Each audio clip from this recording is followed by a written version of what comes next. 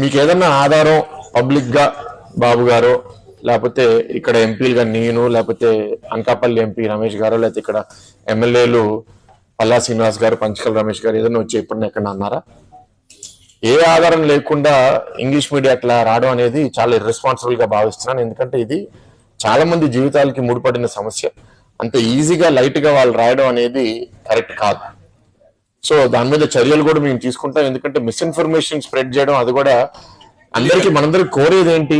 Steel plant కాపాడుకోవాలి, ఇక్కడున్న కార్మికులకి నిర్వాసితులకి అందరికీ జస్టిస్ జరగాలని మేము అనుకుంటుంటే దీన్ని ఎట్లా డీవియేట్ చేయాలి, ఎట్లా పొలిటికల్ గా పాయింట్స్ కొట్టాలి.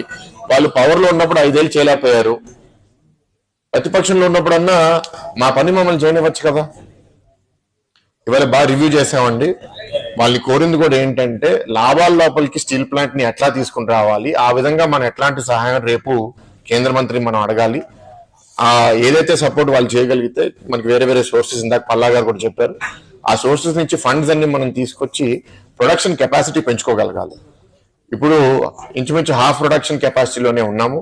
ఫుల్ కెపాసిటీకి వెళ్తేనే మనకి మంచి లాభాలు వస్తాయి, మనం ఈ అప్పు కూడా తీర్చుకోగలుగుతాము. అండ్ ఆ ప్రైవేటైజేషన్ డిస్కషనే ఆగిపోతుంది. అప్పుడు ఇక్కడ అన్ని సమస్యలు, జీతాల సమస్యలు అవనివ్వండి లేకపోతే నిర్వాసితుల సమస్యలు అన్ని మనం పరిష్కరించగలుగుతాం. కానీ దీనికి చాలా కమిట్మెంట్ కేంద్ర ప్రభుత్వం నుంచి కావాలి. కాబట్టి రేపు మీటింగ్ లో చాలా స్పష్టంగా కేంద్ర మంత్రికి కూడా ప్రెజెంట్ చేయాలని వాళ్ళ టీంతో కూడా మాట్లాడడం జరిగింది.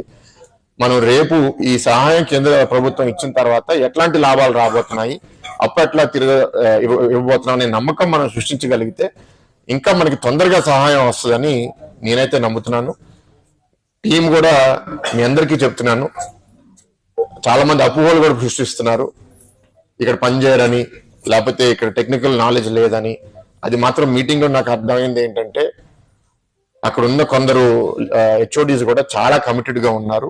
అండ్ ఈ ప్లాంట్ లో వర్కర్స్ కూడా చాలా బాగా పనిచేస్తున్నారని ఒక బయట నుంచి వచ్చిన ఆఫీసర్ కూడా చెప్పారంటే నాకు చాలా సంతోషంగా ఉంది. మనం దీన్ని ఇంకా